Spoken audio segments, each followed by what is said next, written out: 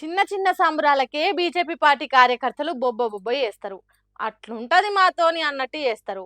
ఇక పశ్చిమ బెంగాల్ రాష్ట్రంలో మమతా బెనర్జీ అసొంటి పెద్ద లీడర్ కోటలు బీటలు బారేటట్టు ఏకదం గెలిస్తే ఎట్లుండాలి? 15 ఏండ్ల కసిని మొత్తం తీర్చుకునేంత సంబరాలు చేసుకుంటారు. అదే చేస్తున్నారు. టీఎంటీ పార్టోలకు ఒళ్ళు మండేటట్టు చేసిండ్రు.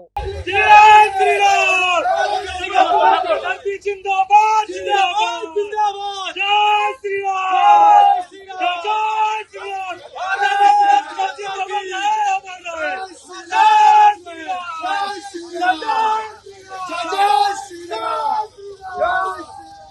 అత్త తిట్టినందుకు కాదు, ఆడిబిడ్డ నవ్వినందుకు ఏడ్చింది అన్నట్టు బెంగాల్ రాష్ట్రంలో ఓడినందుకేమో గాని బీజేపీ పార్టీలు చేసే సంబరాలకు మాత్రం మస్తు బాధపడేటట్టున్నారు. నెత్తి తీసి నేలకేసి కొట్టినంత పని అవుతున్నది కావచ్చు.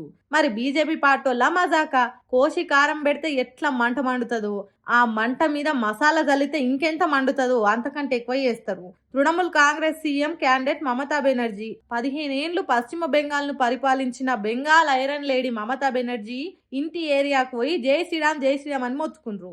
అధికారం పోయినా కొత్త సీఎం ప్రమాణ స్వీకారం చేసేదాకా ఆమెనే సీఎం కాబట్టి బందోబస్తున్న పోలీసులు వాళ్ళకి అడ్డుపడే పని చేసిండ్రు. మరి ఆ 15 ఏండ్ల నుంచి మమతా బెనర్జీని ఓడించాలని ఎంత కష్టం పని చేసిండ్రు, వాళ్ళను మమత ఎంత తిప్పల పెట్టిందో. అందుకే కసిదీరా గట్టిగా అరిచిండ్రు.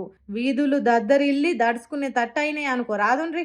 పండ్లు బిగబట్టి బిగ్గరగా నినాదాలు చేస్తే పోలీసులే పరిశాన్ అయినరు. మరి అట్లుంటది బీజేపీ పార్టీలతోని. కష్టాలను తట్టుకొని వాటి మీద కొట్లాడి గీ తిరగ కోపాన్ని తీర్చుకున్నారు.